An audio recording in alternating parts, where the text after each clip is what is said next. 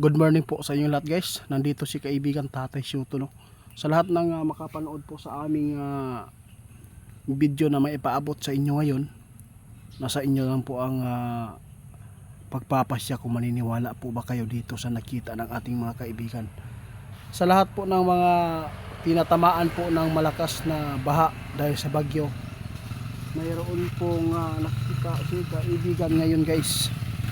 Grabe po ang kanilang nakikita ang ating kaibigan. Tungkol po ito sa pinakamalakas na bagyo ay papasok po dito sa taong ito. Kaya tandaan po ninyo guys, ipinapaabot po at ipinapauna ng ating kaibigan para sa tinatamaan po ng bagyo, no, noong 2025, yung Tino at bagyong Juan. Kaya nakakatakot po itong balita ng ating kaibigan. Mayroon po daw na mas malakas pa sa nasagupa ninyong bagyo noong 2025.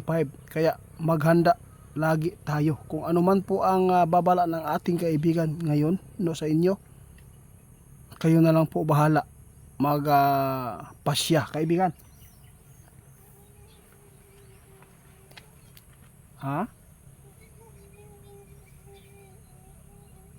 O guys, paminaw mo sa tanan nagitamaan atong bagyo na grabe ang baha, nakita ni kaibigan karon guys. Ipinapauna na po niya ngayon. Sa taong ito, mayroon pong nakita si kaibigan na ito po ang pinakamalakas na bagyo. Mas malakas pa ito sa bagyo na nasagupa ninyo sa 2025. Kaya ito lang po ang gawin po ninyo ngayon. Kung pakinggan po ninyo itong advice ni kaibigan.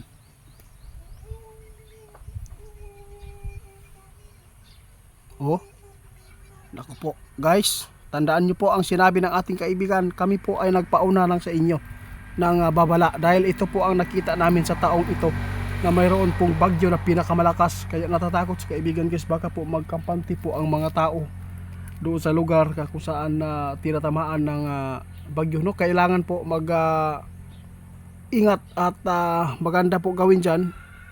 Kung mayroon pa mga lugar dyan sa inyo na maangat ba ang area, dili madaling naaabot ng baha kung sakali man magkaroon po ng bagyo, no? Kapag magkatotoo itong balita ng ating kaibigan, ito po yung pinakamasamang taon talaga ang nakita natin kaibigan.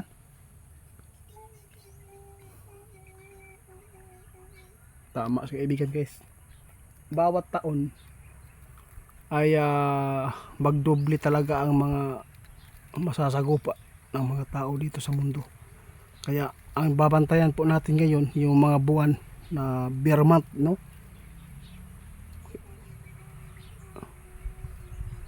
Ito po ang tandaan ninyo mga idol.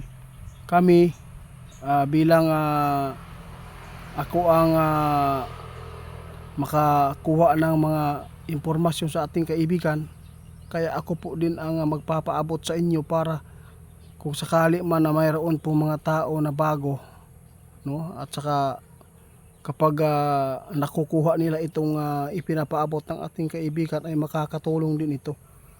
Hindi po namin kayo hinihikayat, no, na at pinipilit na talagang paniwalaan nyo ito. Nasa inyo lang kasi may utak naman tayo, no, di ba kaibigan?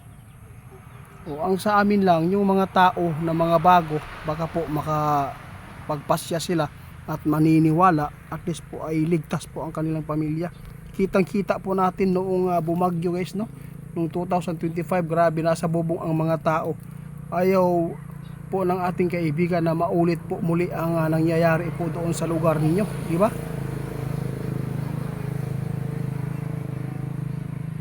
Sabi ng ating kaibigan, sa lahat ng mga nakasubaybay sa aming mga video o pagpapaabot, maraming salamat sa inyo. Wala kaming ginawang masama sa inyo, kundi nagbigay kami ng babala para po ay hindi kayo mapapahamak.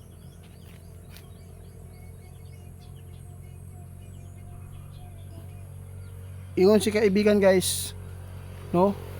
Patawad daw. Kasi yung impormasyon na to, no? Agad nakita nila kung ano ang mangyayari sa taong ito. Tapos nakita ng ating kaibigan na mayroon pong impormasyon sila na may papasok na mas malakas talagang bagyo na pwedeng makasira ng buhay ng isang tao. Yung mga bubong daw dyan guys, no, na tinungtungan ng mga tao dati, pwedeng wala ka nang matutungtungan dyan kung hindi talaga maayos po ang mga daanan ng mga tubig dyan. Si kaibigan mismo nagpaabot to.